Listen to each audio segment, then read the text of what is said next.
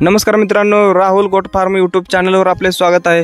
तर मित्रांनो, आज या व्हिडिओमधून आपण फक्त सुबबळ चाऱ्यावर बंदिस्त शेळीपालन होऊ शकते का हे आपण बघणार आहे। तर मित्रांनो, याआधी आमच्या चॅनलवर नवीन असाल तर चॅनलला सबस्क्राइब करून ठेवा, जेणेकरून तुम्हाला अशाच प्रकारचे नवीन व्हिडिओ पाहायला मिळतील। मित्रांनो, शेळ्यांना फक्त प्रथिने नाही तर ऊर्जा, खनिजे, तंतू आणि व्हिटॅमिन्स यांचाही समतोल त्यांच्या आहारामध्ये असावा लागतो। मित्रांनो, तुम्ही सुबबळ बरोबर इतर चारे एकत्र कसे द्यावेत हे आता तुम्ही बघणार आहे। मित्रांनो, आता आपण बघणार आहोत की सुबबळ बरोबर इतर चारे कसे द्यायचे। तर मित्रांनो, 40% सुबबळ शेळ्यांना द्यायचे आहे। समजा बाकीचा चारा तुम्ही देणार असेल तर त्या चाऱ्याबरोबर 40% सुबबळ चारा तुम्ही शेळ्यांना द्यायचा आहे आणि 30% मित्रांनो हिरवा इतर चारा तुम्ही द्यायचा आहे। त्यामध्ये तुम्ही नेपियर देऊ शकता, ज्वारी देऊ शकता, गिनी गवत देऊ शकता। अशा प्रकारे तुम्ही 30% चारा दुसरा द्यायचा आहे। आणि मित्रांनो, त्याचबरोबर तुम्ही 20% कोरडा चारा द्यायचा आहे। त्यामध्ये तुरीचा भुसा असेल, हरभऱ्याचा भुसा असेल किंवा शेंगाचे वाळलेले वेल असतील, हे तुम्ही 20% द्यायचे आहेत। आणि मित्रांनो, तुम्ही 10% आहे ते धान्य मिश्रण धान्य द्यायचे आहे। त्यामध्ये कडबा वगैरे या पद्धतीने तुम्ही देऊ शकता। मित्रांनो, अशा प्रकारे तुम्ही संतुलित आहार दिल्यास शेळ्या जलद वाढतात किंवा त्यांची वाढ होते किंवा शेळ्या दष्टपुष्ट होतात। शेळ्यांच्या अंगावर चकाकी येते व दुधाळ शेळ्यांचं उत्पादन वाढते, चांगलं आरोग्य सुधारते, रोगप्रतिकार शक्ती वाढते। त्यामुळे तुम्ही अशा प्रकारे चारा द्यायचा आहे। मित्रांनो, तुम्ही सुबबळ चारा हा तुम्ही गवतासोबत देऊ शकता किंवा तुम्ही आपला जो भुस्सा असतो तुमच्याकडे त्या भुस्सासोबत तुम्ही सुबबळचा चारा देऊ शकता। मित्रांनो, तुम्ही सुबबळचा योग्य वापर केल्यास चारा खर्च मोठ्या प्रमाणात कमी होतो आणि शेळ्यांचं वजनसुद्धा अगदी जलद वाढते। मित्रांनो, सुबबळीमध्ये 22 ते 25% प्रथिनांचं प्रमाण आहे। त्यामुळे शेळ्यांना किंवा शेळ्यांच्या जे करड्या आहेत मित्रांनो, करडांच्या अंगावर चकाकी येण्यासाठी, शेळ्यांच्या अंगावर चकाकी येण्यासाठी किंवा शेळ्या दष्टपुष्ट राहण्यासाठी सुबबळ चारा हा खूप मस्त आहे। मित्रांनो, सुबबळमध्ये प्रथिनांचं प्रमाण आहे, कॅल्शियमचं प्रमाण आहे, फॉस्फरस आहे, व्हिटॅमिन आहे।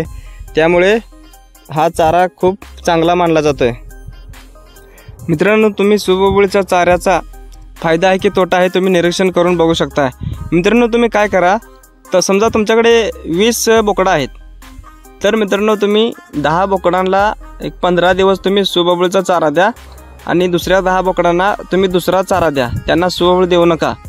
आणि तुम्ही नंतर तुम्ही रिझल्ट बघा आणि ह्या व्हिडिओच्या कमेंटमध्ये तुम्ही रिझल्ट सांगा। तर मित्रांनो, तुम्हाला 100% रिझल्ट दिसणार। खूप म्हणजे खूप फायदेशीर असा हा चारा आहे। मित्रांनो, ह्या सुबबळीच्या चाऱ्यामुळे मित्रांनो प्रजनन क्षमतासुद्धा सुधारते, पोषण चांगलं मिळाल्यामुळे मित्रांनो गर्भधारणेचं प्रमाण वाढते।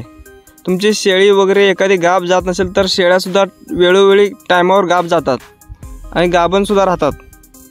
आणि ह्या चाऱ्यामध्ये मित्रांनो प्रथिनांचं प्रमाण जास्त असल्यामुळे शेळ्यांचे केस गळणे किंवा त्वचेचे विकार अशा प्रकारचे जे आजार असतात मित्रांनो तुम्हाला हे सुद्धा दिसणार नाहीत। मित्रांनो, तुम्ही गाभण शेळीला 2 ते 2.5 किलो तुम्ही चारा द्यायचा आहे। आणि जी वेलेली शेळी असते मित्रांनो,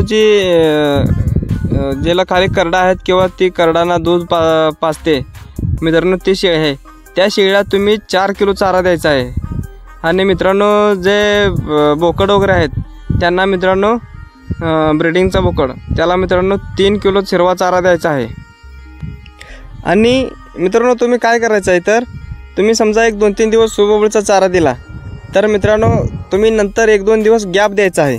त्यानंतर परत अजून सुबबळचा चारा चालू करायचा, कारण गॅप दिल्यामुळे काय होते तर नंतर अजून चांगल्या प्रकारे शेळ्या चारा खायला सुरुवात करतात। तर तुम्हाला सोप्यात सोपं सांगतो मित्रांनो, सुबबळ जास्त प्रमाणात देऊ नका आणि मिश्र आहार द्या तुम्ही, म्हणजे मिक्स द्या चारा। तुम्ही सुबबळ द्या, नेपियर गवत किंवा तुमच्याकडे तुरीचा भुसा असेल, हरभऱ्याचा भुसा असेल, थोडं धान्य, कडबा किंवा असं बाकी तुम्ही सर्व मिश्र करून देऊ शकता। आणि जर तुम्ही सतत सुबबळ चारा दिला तर ते खाणार नाहीत। सुबबळ हे झाड मित्रांनो शेळीपालनासाठी खूप फायदेशीर आहे। एकदा लागवड केली की 15-20 वर्षे टेन्शन नाही आणि दर 2 महिन्याने तुम्हाला कापणीसाठी येणार आहे।